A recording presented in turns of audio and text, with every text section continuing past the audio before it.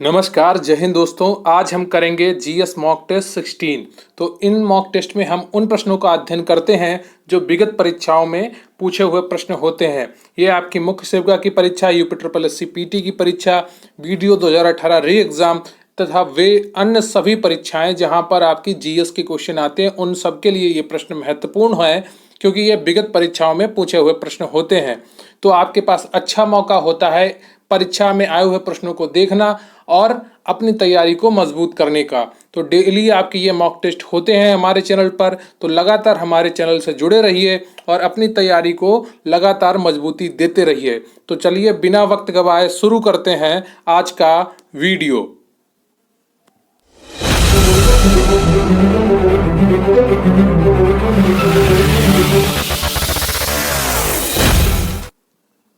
लेकिन उससे पहले मैं आपसे रिक्वेस्ट करूंगा कि आप वीडियो को लाइक कर लें, चैनल पर नए हैं तो चैनल को सब्सक्राइब कर लें। आपके कमेंट बहुत महत्वपूर्ण होते हैं हमारे लिए, तो प्लीज़ कमेंट करके ज़रूर बताइएगा कि आपको वीडियो कैसा लगा। और आप हमें हमारे टेलीग्राम चैनल पर भी ज्वाइन कर सकते हैं, वहाँ पर आपको वीडियो के लिंक और पीडीएफ्स भी मिलती रहेंगी।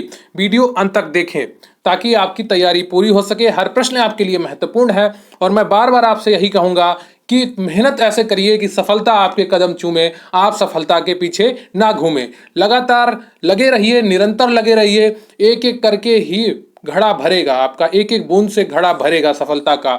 कोई भी व्यक्ति एक साथ पूरी थाली नहीं खा सकता। यह बात आपको बहुत अच्छे से समझ में आती होगी, तो आप एक बार में कभी पढ़ ही नहीं पाएंगे। ना पढ़ने वालों के पास लाखों बहाने हैं। वो कहेंगे अभी फॉर्म नहीं भरा, फिर कहेंगे अभी सिलेबस नहीं आया, फिर कहेंगे अभी एग्जाम डेट नहीं आई, और इसी तरह वो समय काटते रहेंगे। लेकिन जो समय काटेंगे उनका कुछ नहीं हो सकता, जो निरंतर पढ़ाई करेंगे उन्हीं का कुछ हो सकता है। तो आप लगातार लगे रहिए, अपनी पढ़ाई के प्रैक्टिस को बनाए रखिए। कल को सिलेबस आएगा तो आपकी पहले से ही तैयारी होगी, आपका पढ़ने का मोड बना होगा। जैसा सिलेबस होगा आप उस हिसाब से पढ़ लेंगे। लेकिन आपका पहले से पढ़ने का मूड ही नहीं बना है तो फिर आप बहुत पीछे रह जाएंगे। तो अपने मूड को बनाए रखिए, पढ़ाई को प्रैक्टिस में रखिए, ताकि आपको पता चलता रहे कैसे पढ़ना है, पढ़ने की आदत क्या होती है, वो दिमाग को समझ में आती रहे। पढ़ने की आदत आपके दिमाग से नहीं छूटनी चाहिए। फिर दोबारा दिमाग को उसी लय में लाने के लिए आपको 1 महीना लग जाता है। 21 दिन का कम से कम समय लगता है आपको नई आदतें अपनाने में। तो 21 दिन तक आप लगातार बस पढ़ते रहिए। आपको कुछ याद होता है या नहीं होता है, आपको कठिन लगता है या सरल लगता है, उसे भूल जाइए। बस 21 दिनों तक आप लगातार पढ़ते रहिए, आपको अवश्य फायदा मिलेगा। ये बात मेरी नोट कर लीजिए, मैं गारंटी के साथ कहता हूं, आपको चीजें याद हो जाएंगी। आपको लगेगा कि पढ़ाई इतनी आसान हो सकती है। ठीक है, तो आप लगातार बस पढ़ते रहिए, थोड़ा थोड़ा थोड़ा थोड़ा थोड़ा करके, और आपको देखना आपको सफलता जरूर मिलेगी। लेकिन मैं आपको वीडियो शुरू करूं उससे पहले मैं आपको एक छोटी सी जानकारी देना चाहता हूं कि हमारे चैनल पर मुख्य सेविका स्पेशल पीडीएफ बैच चल रहा है। इस बैच के नाम है मुख्य सेविका गरिमा बैच। इसकी फीस मात्र 600 रुपए है। उस पर भी आपको डिस्काउंट दिया जा रहा है 25% का, और जो 150 रुपए बनता है तो आपको देनी है बैच की फीस मात्र 450 रुपए। तो आपको सिर्फ 450 रुपए पे करने हैं और आप इस बैच से जुड़ सकते हैं। अगर आप 40,000 50,000 की नौकरी के साथ कोई रिस्क नहीं लेना चाहते, अपनी तैयारी को पूरी मजबूती देना चाहते हैं, तो मैं कहूंगा कि आप इस बैच से जरूर जुड़ें, आपको फायदा मिलेगा। काफी लोग जुड़ चुके हैं और लगातार अपनी पढ़ाई को मजबूती दे रहे हैं। आप टेलीग्राम पर क्यूआरसी हेल्प सर्कल के मैसेज कर सकते हैं, या इसका लिंक आपको डिस्क्रिप्शन बॉक्स में मिल जाएगा। सभी क्लासेस की पीडीएफ आपको प्रोवाइड करी जाएंगी। सभी पीडीएफ आपकी बड़े फॉन्ट में होंगी, जिन्हें आप मोबाइल पर आसानी से पढ़ पाएंगे। और आपको नोट्स की पीडीएफ प्रोवाइड कराई जाएंगी। 10 फुल पेपर जैसे मॉक टेस्ट और उनका सॉल्यूशंस भी आपको कराया जाएगा।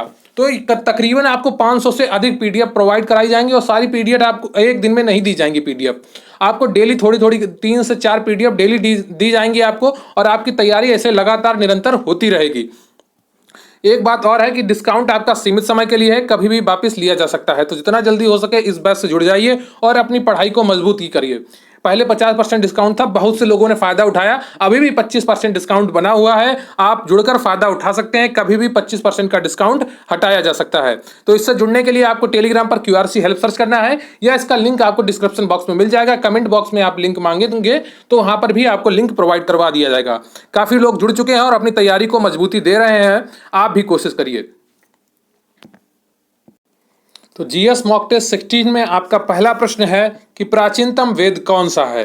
फिर से एक बार प्रश्न सुनिए, प्राचीनतम वेद कौन सा है। 16 मॉक टेस्ट में आपका पहला प्रश्न है। तो option A Rigveda, B Atharvaveda, C Yajurveda, D Samaveda. बताइए इनमें से कौन सा ऑप्शन आपका सही हो जाएगा। प्राचीनतम वेद कौन सा है? ऋग्वेद, अथर्ववेद, यजुर्वेद, सामवेद। इनमें से कौन सा ऑप्शन आपका सही है? तो पहले का ऑप्शन ए सही हो जाएगा। आपका जो ऋग्वेद है वो सबसे प्राचीन वेद है। आपको ऋग्वैदिक सभ्यता और उत्तर वैदिक सभ्यता पढ़ा दी गई है। अगर आपने अभी तक नहीं पढ़ी है तो जाके वीडियोस देखें, हिस्ट्री की प्लेलिस्ट में आपको मिल जाएंगे। ऋग्वेद प्राचीनतम वेद है जिसमें 10 मंडल, 1028 सूक्त और 10,580 ऋचाएं हैं। ऋग्वेद को पढ़ने वाले ऋषियों को होत्र कहते हैं। इसमें सर्वाधिक वर्णन इंद्र का है। इंद्र के लिए 250 तथा अग्निदेव के लिए 200 ऋचाओं की रचना की गई है। तो आपसे प्रश्न क्या पूछा जाएगा? सबसे पुराना वेद कौन सा है? तो ऋग्वेद आपका सबसे प्राचीनतम वेद है, सबसे पुराना वेद है। फिर पूछा जाएगा ऋग्वेद में कितने मंडल हैं? तो 10 मंडल हैं। फिर आपसे पूछा जाएगा कि इसमें कितने सूक्त हैं? तो 1028 सूक्त हैं। और कितनी ऋचाएं हैं? तो 10,580 ऋचाएं हैं। ऋग्वेद को पढ़ने वाले को, ऋषियों को क्या कहते हैं? होत्र कहा जाता है। ठीक है, क्लियर है आपको? इसमें सर्वाधिक वर्णन इंद्र का है। ऋग्वेद में सर्वाधिक वर्णन किसका है? इंद्र का है। यह भी प्रश्न कई बार परीक्षाओं में पूछा गया है। तो ऋग्वेद में सर्वाधिक वर्णन किसका है? इंद्र का है। इंद्र के लिए 250 तथा अग्निदेव के लिए 200 ऋचाओं की रचना की गई है। क्लियर है आपका? बिल्कुल क्लियर होना चाहिए। आपका अगला प्रश्न है, गौतम बुद्ध ने कहां पर धम्म चक्र प्रवर्तन सूत्र यानी कि धर्म चक्र प्रवर्तन सूत्र का उपदेश दिया था? बताइए, कपिलवस्तु में या लुम्बिनी में या बोध गया में या सारनाथ में? कनिष्ठ सहायक परीक्षा 2019 में पूछा हुआ प्रश्न है कि गौतम बुद्ध ने कहां पर धर्म चक्र प्रवर्तन सूत्र का उपदेश दिया था? तो एबीसीडी में कौन सा ऑप्शन आपका सही हो जाएगा? तो इसका सही उत्तर है आपका ऑप्शन डी, सारनाथ में गौतम बुद्ध ने धर्म चक्र प्रवर्तन का उपदेश दिया था। धर्म चक्र प्रवर्तन किसे कहा गौतम बुद्ध के जीवन काल में? यह भी मैंने आपको क्लास में पढ़ाया, हिस्ट्री क्लास में, गौतम बुद्ध के जीवन काल में। तो उसे क्लास को भी आप अच्छे से देखिए और अपनी पढ़ाई को मजबूत करिए। महात्मा गौतम बुद्ध के प्रथम उपदेश को धर्म चक्र प्रवर्तन कहा जाता है। गौतम बुद्ध ने अपना प्रथम उपदेश सारनाथ यानी कि उत्तर प्रदेश वाराणसी में दिया था। सारनाथ को ऋषिपत्तनम नाम से भी जाना जाता है। सारनाथ को किस नाम से जाना जाता है? ऋषिपत्तनम नाम से भी जाना जाता है। गौतम बुद्ध ने अपना सर्वाधिक उपदेश कौशल देश की राजधानी श्रावस्ती में दिया था। तो गौतम बुद्ध ने अपने सर्वाधिक उपदेश कहाँ दिए थे? कौशल देश की राजधानी श्रावस्ती में दिए थे।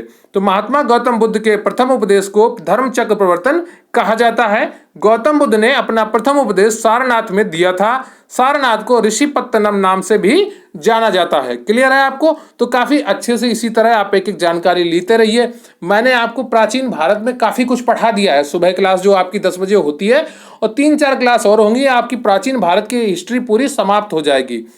ठीक है, प्राचीन भारत का इतिहास आपका पूरी तरीके से समाप्त हो जाएगा 3-4 क्लास में, और फिर आपका मध्यकालीन भारत शुरू हो जाएगा।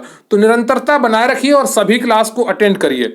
आपकी पढ़ाई बहुत जरूरी है आपके सफल होने के लिए।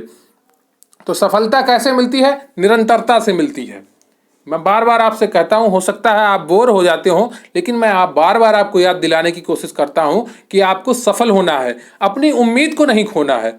जब तक आपकी उम्मीद रहेगी तब तक आप मेहनत करते रहेंगे। जिस दिन आपने अपनी उम्मीद खो दी ना, आपके कंधे स्वतः डाउन हो जाएंगे, आप मेहनत करना भूल जाएंगे। उम्मीद को जिंदा रखिए। अपने विचार जो हैं आपके, उनको ताकतवर बनाइए। जब तक विचार आपके मजबूत हैं, दुनिया की कोई भी ताकत आपको गिरा नहीं सकती। ये दावा है मेरा। तो विचारों को मजबूत बनाइए, अच्छी लोगों के संगत में रहिए, अच्छा सोचिए। तो अगला प्रश्न है आपका, अशोक के प्रधान शिलालेखों में सबसे बड़ा शिलालेख कौन सा है? 11वां शिलालेख है या 12वां शिलालेख है या 13वां शिलालेख है या 14वां शिलालेख है? ये भी मैंने आपको पढ़ाया है और क्लास में भी कई बार ये प्रश्न आपको कराया है। तो अशोक के प्रधान शिलालेखों में सबसे बड़ा शिलालेख कौन सा है? लोअर द्वितीय परीक्षा 2016 में पूछा हुआ प्रश्न है। तो उसका सही उत्तर कौन सा होगा? ए, बी, सी, डी में कौन सा सही हो जाएगा? तीसरे का आपका सही हो जाएगा सी। जो 13वां शिलालेख है अशोक का, ये प्रधान शिलालेखों में से एक है। इसमें कनिष्क विजय का भी उल्लेख मिलता है। क्लियर है आपको? अगला प्रश्न देखते हैं, लेकिन उससे पहले इसकी थोड़ी डिटेलिंग समझ लेते हैं। तो अशोक के प्रधान शिलालेखों में 13वां शिलालेख सबसे बड़ा है। क्लियर है? बड़ा है, ये नीचे लग गया। जिसमें अशोक के शासन के 8वें वर्ष होने पर कलिंग युद्ध का वर्णन मिलता है। तो 13वें शिलालेख में कलिंग युद्ध का वर्णन मिलता है। कलिंग युद्ध कब लड़ा अशोक ने? 8वें वर्ष पूरा होने पर शासन के। क्लियर है आपको?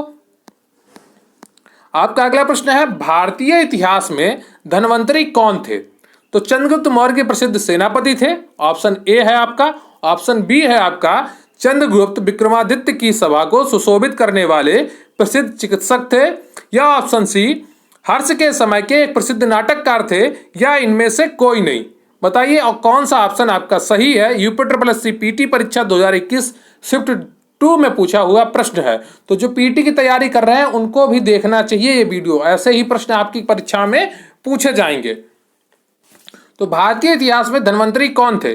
चंद्रगुप्त मौर्य के प्रसिद्ध सेनापति थे, या चंद्रगुप्त विक्रमादित्य की सभा को सुशोभित करने वाले प्रसिद्ध चिकित्सक थे, या हर्ष के समय के एक प्रसिद्ध नाटककार थे, या इनमें से कोई नहीं। तो इसका सही उत्तर हो जाएगा आपका चौथे का बी, चंद्रगुप्त विक्रमादित्य की सभा को सुशोभित करने वाले प्रसिद्ध चिकित्सक थे। कौन? धन्वंतरी। और चरक किसकी सभा को सुशोभित करते थे? कनिष्क की सभा को। आज ही सुबह मैंने आपको पढ़ाया है, अगर आपको याद हो तो कमेंट बॉक्स में जरूर बताइएगा कि आपको याद है। अगला प्रश्न है आपका, भारतीय इतिहास में प्रसिद्ध चिकित्सक धन्वंतरी गुप्त वंश के प्रतापी शासक चंद्रगुप्त विक्रमादित्य के दरबार में रहते थे। तो भारतीय इतिहास में प्रसिद्ध चिकित्सक धन्वंतरी गुप्त वंश के प्रतापी शासक चंद्रगुप्त विक्रमादित्य। आप में से कोई कमेंट करके पूछ रहा था विक्रमादित्य क्या है, तो विक्रमादित्य इनकी उपाधि है, इनका नाम नहीं। ये चंद्रगुप्त द्वितीय है, वैसे इनकी उपाधि थी, उपाधि इन्होंने धारण की थी विक्रमादित्य की, इनका नाम नहीं है विक्रमादित्य, तो इनको चंद्रगुप्त विक्रमादित्य कहा जाने लगा। यह शैल क्रिया के प्रवर्तक एवं प्रसिद्ध आयुर्वेदाचार्य थे। तो अगर आपसे प्रश्न पूछ लिया जाए कि शैल क्रिया के प्रवर्तक किसे माना जाता है, तो धन्वंतरी को माना जाता है। चंद्रगुप्त विक्रमादित्य के दरबार में नवरत्नों में से एक धन्वंतरी थे। अन्य छपड़क, शंकु, बेताल भट्ट, घटक रपर और बरुरुचि, अमर सिंह, बारामीर एवं कालिदास। तो कालिदास का आपको नाम याद रखना है, बारामीर का नाम याद रखना है, और आपको किसका नाम याद रखना है? धन्वंतरी का नाम याद रखना है। ये 3-4 नाम आपको याद रखने हैं कि ये चंद्रगुप्त विक्रमादित्य के दरबार में थे। आपका अगला प्रश्न है, पानीपत की पहली लड़ाई किस वर्ष में लड़ी गई थी? तो ये आपके लिए काफी आसान प्रश्न होने वाला है मुझे लगता है, और आपको इसका उत्तर भी पता होगा। ये यूपी जीए की परीक्षा में 2021 में पूछा हुआ प्रश्न है कि पानीपत की पहली लड़ाई किस वर्ष में लड़ी गई थी। ऑप्शन ए 1521, दूसरा 1526, सी 1556, डी 1761। बताइए इनमें से कौन सा ऑप्शन आपका सही हो जाएगा। तो पांचवें का सही उत्तर हो जाएगा आपका बी, 1526 में पानीपत की पहली लड़ाई लड़ी गई थी। क्लियर है आपको? बिल्कुल क्लियर होना चाहिए, क्रिस्टल क्लियर की तरह। पानीपत की पहली लड़ाई मुगल वंश के संस्थापक बाबर और लोधी वंश के शासक इब्राहिम लोधी के मध्य 21 अप्रैल 1526 को लड़ी गई थी। जब आप लगातार मॉक टेस्ट करते हैं ना, तो वही प्रश्न आपके कई बार सामने आ जाते हैं, और जब वही प्रश्न आपके बार बार आंखों के सामने आएंगे तो जाहिर सी बात है वो आपको याद हो जाएंगे। तो पानीपत की पहली लड़ाई मुगल वंश के संस्थापक बाबर और लोधी वंश के शासक इब्राहिम लोधी के मध्य 21 अप्रैल 1526 में हुई थी। इब्राहिम लोधी इस लड़ाई में पराजित हुआ और मारा गया, तथा बाबर ने मुगल वंश की नींव भारत में रखी थी। तो एक प्रश्न आपका यह भी पूछा जा सकता है, भारत में मुगल वंश की नींव किसने रखी? तो उत्तर आपको सीधा सीधा मिल जाता है, बाबर ने रखी। किसको हराकर रखी? इब्राहिम लोधी को हराकर रखी। कब युद्ध हुआ था? 1526 में हुआ था। कब, कहां पर हुआ था? पानीपत में हुआ था। क्लियर है आपको? बिल्कुल क्लियर होना चाहिए। आपका अगला प्रश्न है, औरंगजेब किसका पुत्र था? लोअर द्वितीय परीक्षा 2018 में पूछा हुआ प्रश्न है आपका। औरंगजेब किसका पुत्र था? Option A Babur, B Humayun, C Akbar, D Shahjahan. बताइए औरंगजेब किसका पुत्र था? ए बी सी डी में कौन सा ऑप्शन आपका सही हो जाएगा? तो छठे का ऑप्शन आपका डी सही हो जाएगा। औरंगजेब शाहजहां का पुत्र था। किसका पुत्र था? शाहजहां का। तो औरंगजेब का जन्म 1618 में गुजरात के दोहद नामक स्थान पर मुमताज के गर्भ से हुआ था। इसके पिता का नाम शाहजहां था। इसने 1658 से 1707 ईस्वी तक मुगल साम्राज्य का पर शासन किया। 1658 से 1707 ईस्वी तक मुगल साम्राज्य पर शासन किया। इसके शासनकाल में मुगल साम्राज्य अपने विस्तार के चरमोत्कर्ष पर था। तो मुगल साम्राज्य जो जितना बढ़ना था वो औरंगजेब तक ही बढ़ा, फिर सिमटने लगा था। इसके कहने का मतलब ये हुआ। क्लियर है आपको? अगला प्रश्न है आपका, भारत में जहांगीर का शासनकाल क्या था? 1605 से 1627 ईस्वी ऑप्शन ए, ऑप्शन बी 1627 से 1658 में, और ऑप्शन सी आपका 1658 से 1707, ऑप्शन डी आपका 1707 से 1748। बताइए इनमें से कौन सा ऑप्शन आपका सही हो जाएगा। 1605 से 1627 होगा क्या, या 1627 से 1658 होगा, या 1658 से 1707 होगा, या 1707 से 1758 होगा।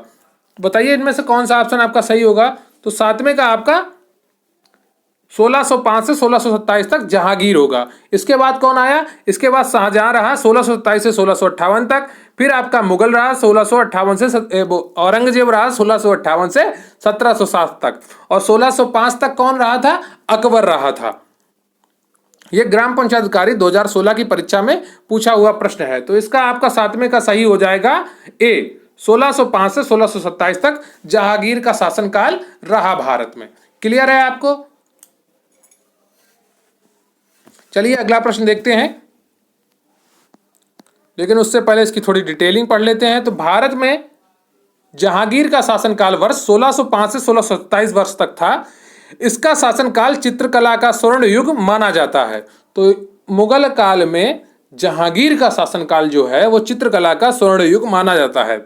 28 अक्टूबर 1627 ईस्वी को भिम्बर नामक स्थान पर इसकी मृत्यु हो गई। किसकी, जहांगीर की। आपका अगला प्रश्न है, भारत में पहली रेलगाड़ी किस वर्ष में और किन दो स्थानों के बीच में चलाई गई। ऑप्शन ए 1936 में बंबई से ठाणे के मध्य, ऑप्शन बी 1853 से बंबई से सूरत के मध्य, और ऑप्शन सी आपका 1853 में बंबई से ठाणे के मध्य, या ऑप्शन डी 1851 में बंबई से घाटोकोपर के मध्य में। तो गन्ना पर्यवेक्षक परीक्षा 2016 में पूछा हुआ प्रश्न है आपका, इसे आप देख सकते हैं। तो बताइए इसमें से ए बी सी डी में कौन सा ऑप्शन सही हो जाएगा। प्रश्न एक बार आप फिर से सुन लीजिए। भारत में पहली रेलगाड़ी किस वर्ष में और किन दो स्थानों के बीच में चलाई गई थी। तो आठवें का आपका सही हो जाएगा सी, 1853 में बंबई से ठाणे के मध्य चलाई गई थी। आपके सारे प्रश्न सही होंगे, बस आप लगातार पढ़ते रहिए, निरंतरता बनाए रखिए, आपका सिलेक्शन होकर रहेगा अगर आप निरंतर रहेंगे। अगर आप निरंतर रहेंगे तो मैं आपके सिलेक्शन की गारंटी लेता हूं। भारत में पहली रेलगाड़ी लॉर्ड डलहौजी के गवर्नर काल में 16 अप्रैल 1853 को मुंबई से ठाणे के मध्य 34 किलोमीटर छोटे रेल मार्ग पर चलाई गई थी। मुंबई से ठाणे के मध्य चलाई गई थी कब, 1853 में। पहला विद्युतीकरण रेल मार्ग मुंबई से कुर्ला के मध्य बनाया गया। रेलवे की लंबाई की दृष्टि से अमेरिका, रूस, चीन के बाद भारत का चौथा स्थान है। अमेरिका, रूस और चीन के बाद भारत का चौथा स्थान है। क्लियर है आपको। तो आज का आपका प्रश्न है कि भारत में भूदान आंदोलन किसने चलाया था। आपका प्रश्न है भारत में भूदान आंदोलन किसने चलाया था, कमेंट करके जरूर बताइएगा। स्वामी विवेकानंद द्वारा 1897 में क्या किया गया था। आपका प्रश्न है स्वामी विवेकानंद द्वारा 1897 में क्या किया गया, डॉट डॉट बना है, इसका मतलब आपको इस वाक्य को पूरा करना है। तो ऑप्शन ए है शुद्धि आंदोलन शुरू किया गया था, क्या ऐसा था, बिल्कुल नहीं था। ऑप्शन बी है आपका तत्वबोधिनी सभा की स्थापना हुई थी, क्या ऐसा था, बिल्कुल नहीं था। ऑप्शन डी है आपका सर्वोदय भूदान आंदोलन शुरू किया गया था, क्या ऐसा था, बिल्कुल भी नहीं था। तो इसमें आपका ऑप्शन सी बचता है रामकृष्ण मिशन की स्थापना हुई थी, बिल्कुल सही ऑप्शन है। स्वामी विवेकानंद द्वारा 1897 में रामकृष्ण मिशन की स्थापना हुई थी। यह राज्य मंडी परिषद 2019 की परीक्षा में पूछा हुआ प्रश्न है आपका। तो स्वामी विवेकानंद ने 1897 ईस्वी में रामकृष्ण मिशन की स्थापना की। यह रामकृष्ण परमहंस के प्रमुख शिष्य भी थे।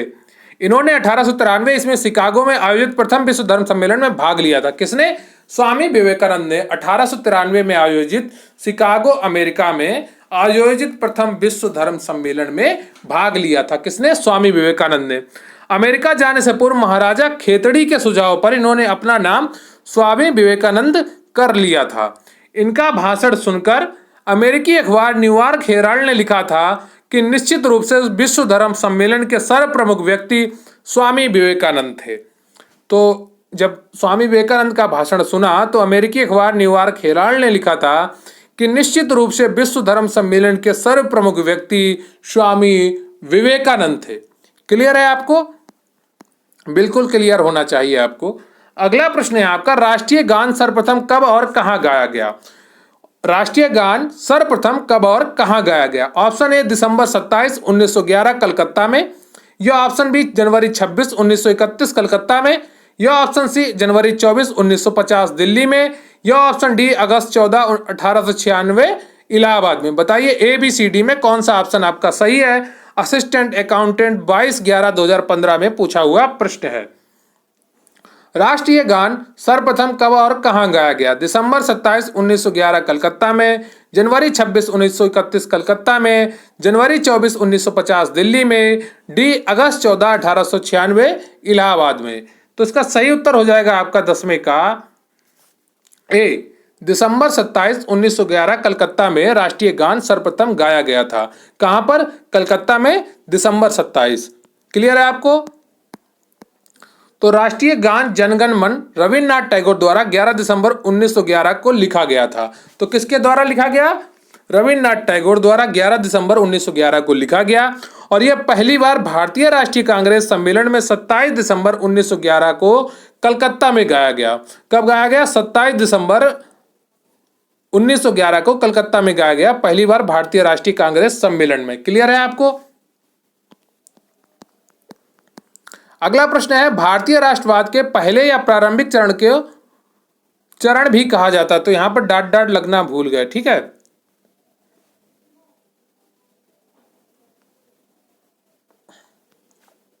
आपका अगला प्रश्न है, भारतीय राष्ट्रवाद के पहले प्रारंभिक चरण को कौन सा चरण कहा जाता है? बताइए। 1885 से जो 1905 तक क्या अंतिम चरण कहा जाता है, या आरंभिक चरण कहा जाता है, या मध्यम चरण कहा जाता है, या संकटपूर्ण चरण कहा जाता है, या व्यायाम प्रशिक्षक? 2018 की परीक्षा में पूछा हुआ प्रश्न है। तो भारतीय राष्ट्रवाद के पहले या प्रारंभिक चरण को क्या कहा जाता है 1885 से 1905 तक जो रहा था? तो 11वें का आपका सही उत्तर हो जाएगा सी, मध्यम चरण। क्लियर है आपको? जो मध्यम चरण कहा गया, जो आपका 1885 से 1905 तक आजादी भारतीय राष्ट्रवाद का प्रारंभिक चरण था, उसे मध्यम चरण कहा गया।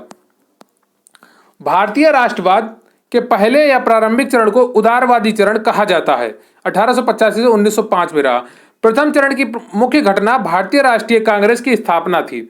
अस्पष्ट लक्ष्यों के साथ स्थापित इस संस्था का प्रतिनिधित्व शिक्षित मध्यम वर्गीय बुद्धिजीवी वर्ग कर रहा था, जो पश्चिम की उदारवादी एवं अतिवादी विचारधारा से प्रेरित था। क्लियर है आपको?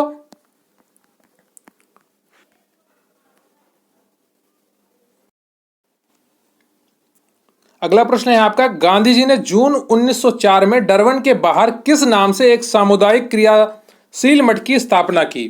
तो बताइए इसका उत्तर क्या होगा? क्या रस्किन, क्या नटाल, क्या प्रिटोरिया, क्या फिनिक्स? विधान भवन रक्षक परीक्षा 2018 में पूछा हुआ प्रश्न है। बहुत ही इंपॉर्टेंट क्वेश्चन है, कई बार परीक्षाओं में पूछा हुआ प्रश्न है। गांधी जी ने जून 1904 में डरबन के बाहर किस नाम से एक सामुदायिक क्रियाशील मठ की स्थापना की?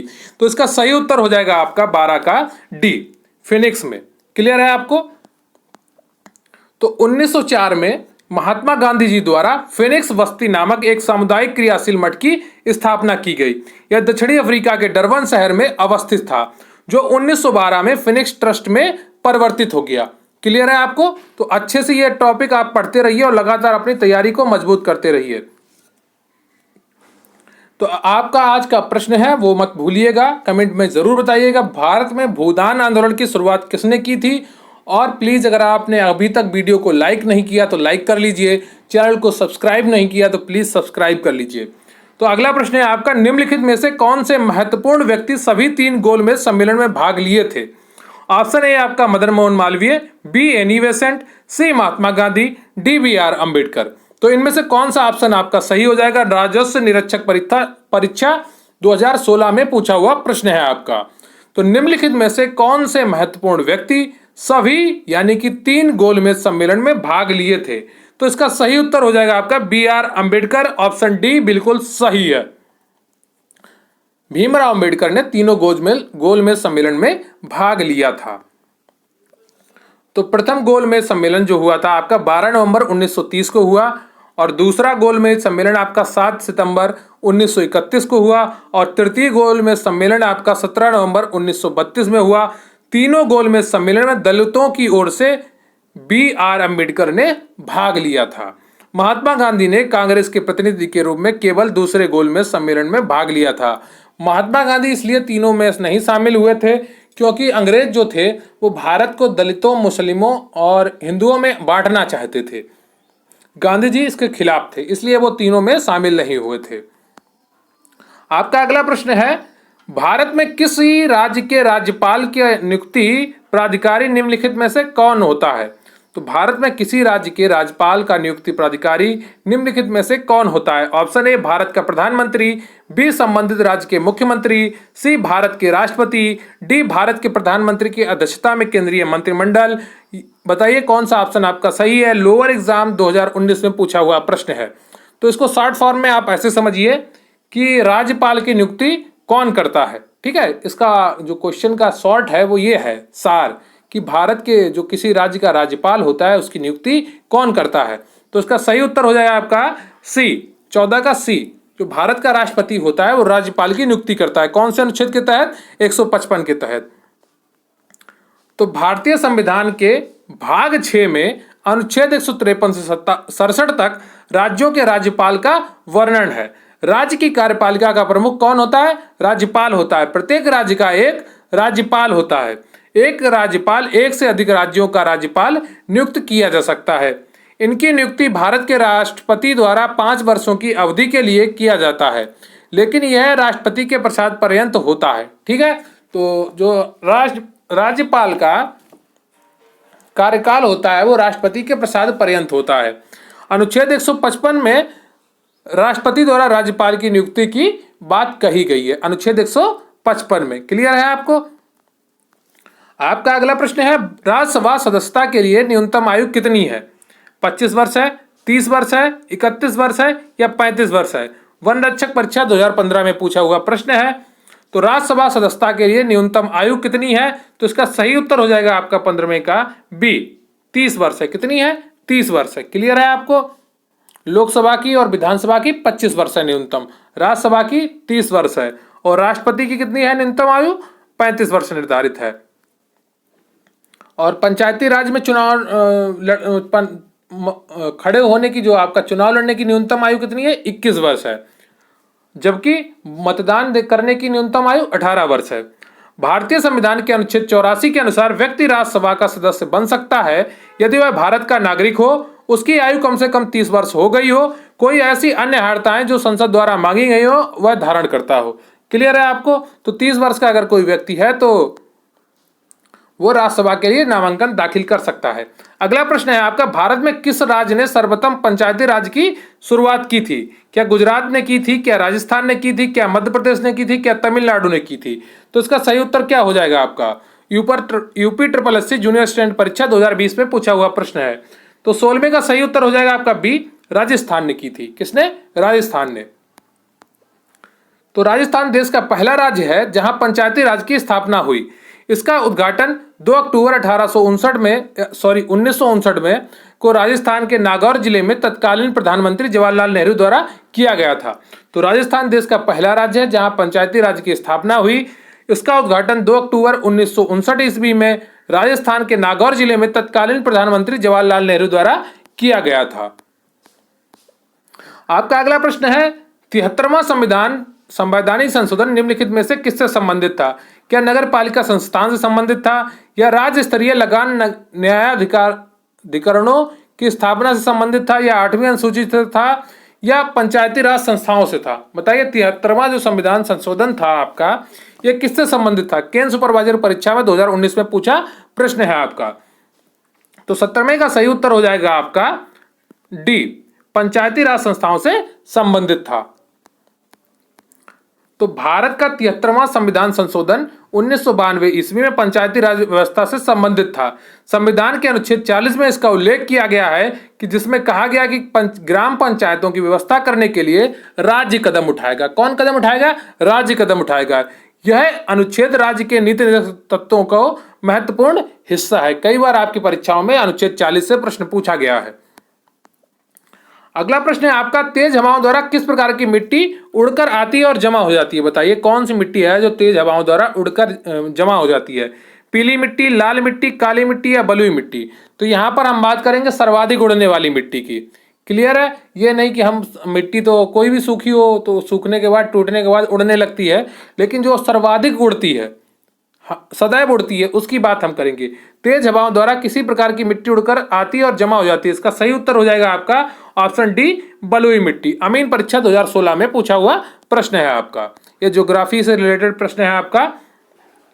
बलुई मिट्टी में रेत, बालू की अधिक मात्रा पाई जाती है। ये मिट्टियां तेज हवाओं द्वारा एक स्थान से दूसरे स्थान पर उड़कर जमा हो जाती हैं। क्लियर है आपको? बिल्कुल क्लियर होना चाहिए। अब अगला प्रश्न है आपका, पणजी किस भारतीय राज्य की राजधानी है? बताइए, पणजी किस भारतीय राज्य की राजधानी है?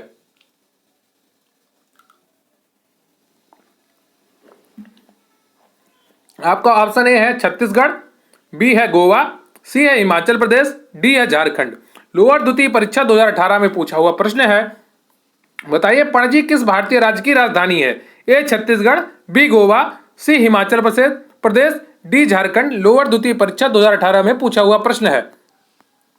तो इसका सही उत्तर हो जाएगा आपका गोवा की राजधानी पणजी है। ठीक है, गोवा में 1961 में तक पुर्तगाली शासन रहा और 1987 ईस्वी तक यह एक केंद्र शासित प्रदेश रहा। इसके बाद इसे पूर्ण राज्य का दर्जा दिया गया। तो गोवा जो आपका सबसे बाद में भारतीय राज्य में शामिल होने वाला राज्य है, सबसे बाद में आजाद हुआ था गोवा। और तो पणजी किस भारतीय राज्य की राजधानी है? गोवा की है। क्लियर है आपको? बिल्कुल सही। 19 का बी ऑप्शन आपका सही हो जाता है।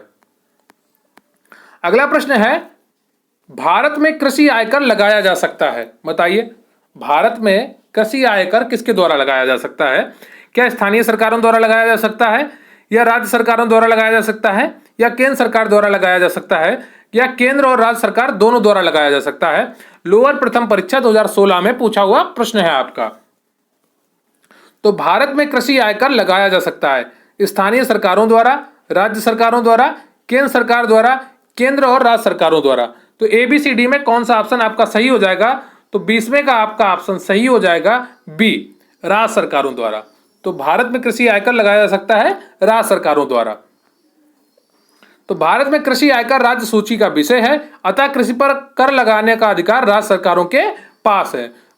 क्लियर है आपको? तो कृषि जो है आपका वो राज्य सूची का विषय है, इस पर जो कर लगाने का अधिकार है वो राज्य सरकारों के पास है। तो ये आपका मॉक टेस्ट आज का पूरा हो गया है, और आपके कितने प्रश्न सही हुए कमेंट करके जरूर बताइएगा, और आप कितने अच्छे से तैयारी कर रहे हैं वो भी बताइएगा। और आज का जो आपका प्रश्न है कि भारत में भूदान आंदोलन की शुरुआत किसने की थी, उसका कमेंट भी जरूर लिखिएगा।